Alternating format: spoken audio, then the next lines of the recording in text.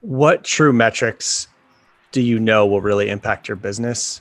And does raising money help you positively impact those metrics? Okay, we got to the 10K MRR, we can breathe. Now let's spend 6 months and really hammer out the product to make it perfect. Don't over-optimize for too much money. It's never a better time to launch a business than towards the end of a downturn.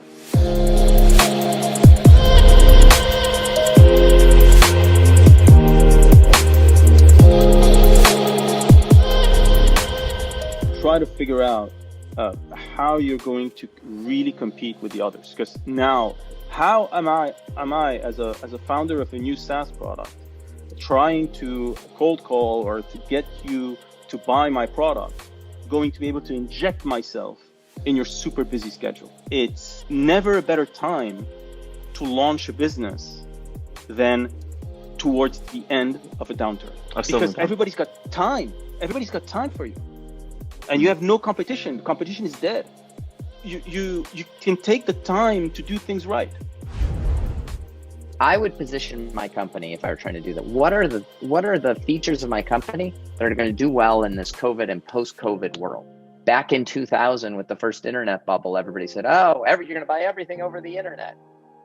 And I think at the end of that year, still like less than 1% of the GDP was conducted on the internet. You know, it didn't happen that quickly. It took time. It happened really quickly in March. My first time founding a tech company is with people that have done it before and have done it before successfully. So if possible, I would say try to make that part of your strategy. Don't over-optimize for too much money. 350K to half a million is more than enough these days to start anything, or almost anything. And you can pretty much raise that amount anywhere these days. And so that simplifies things for you as a founder versus trying to go for the $1 million round or like 2 or 3 or 5, which has completely different requirements.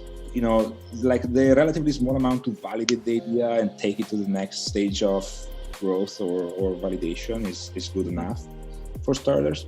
Number 2, it's good to think about investors, and it's good to think about what investors are looking for. It's equally, and money has a value. There is one thing which is more valuable than money, which is time.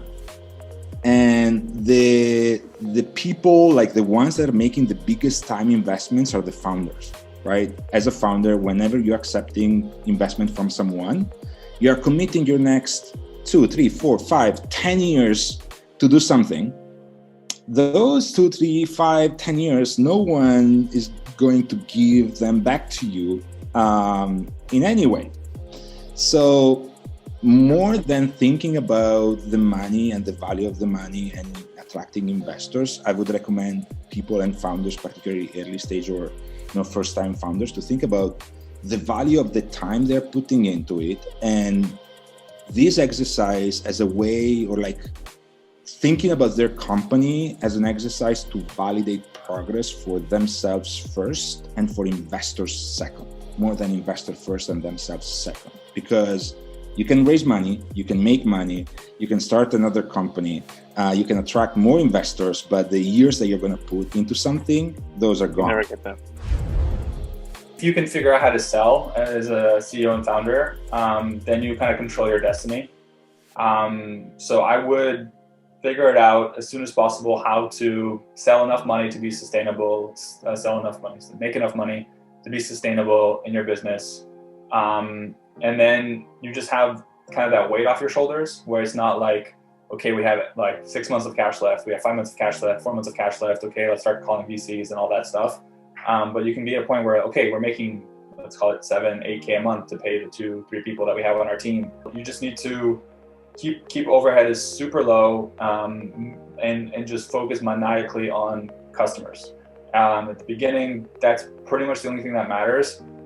In my opinion. I mean, I think there's 2 kind of schools of thought, and some people think they need to have a perfect product to be able to launch it, and then all of a sudden everything's great. I think, if product is important, But if you can just focus on getting sales through the door, you can do so much with so little these days that you owe it to yourself. Even maybe like do the sales thing first and then be like, okay, we got to the 10K MRR, we can breathe. Now let's spend 6 months and really hammer out the product to make it perfect. That's a huge mistake that we see quite often. So it's a waste of spend by just acquiring bodies so that they have too many scrum teams. You got to stay very nimble and you got to be frugal. We don't rush to basically acquire talent. We basically measure 10 times, cut once.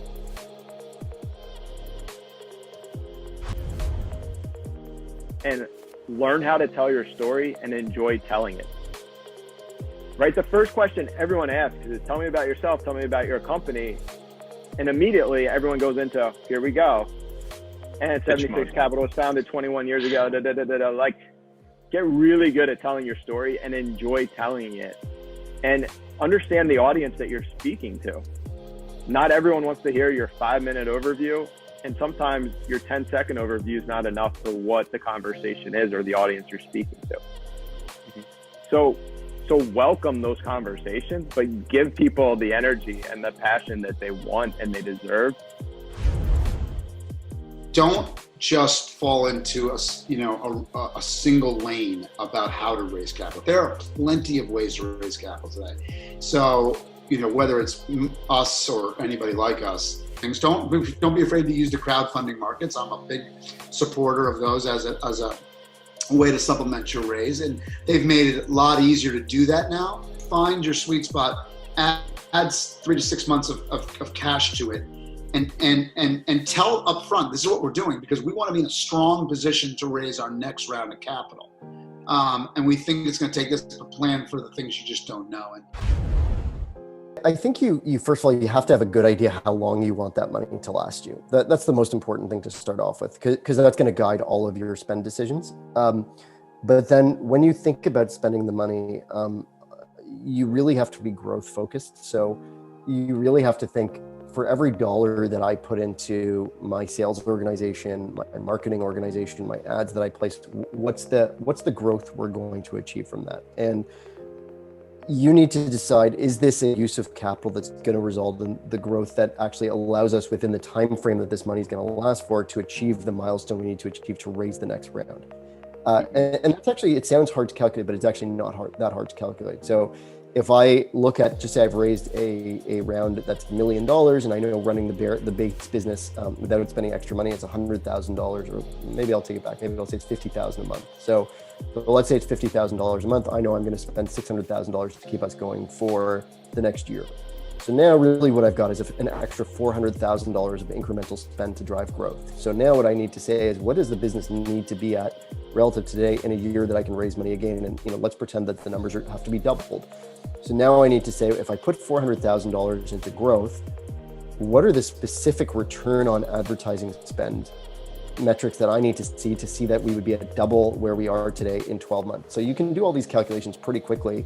And then what that allows you to do is, as you start spending money, you're always testing those ROI metrics. This is the other big thing I would say is, don't blow your money in a big way upfront on unproven strategies. Test till you find the things that have really repeatable metrics of return. And that's when you really start to scale it up. So that's what we did. What true metrics do you know will really impact your business? And does raising money help you positively impact those metrics? Honestly.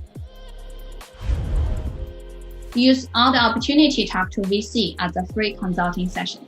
That's the kind of my personal learning, because sometimes, especially first-time founder, when I was a first-time founder, I made that mistake too. I talked to an investor, I found they're not interested in investing, I just ended. But most of the time, if you just consider it as a free consulting session, you'll be able to get more information from them. Even at the last of the meeting, even if they're not interested in investing, you can always ask, okay, is there anyone, any investor, any other people you think would be interested in talking with us, or I should talk to? They probably will offer help. So that will change the dynamic of the meeting totally if you treat it differently.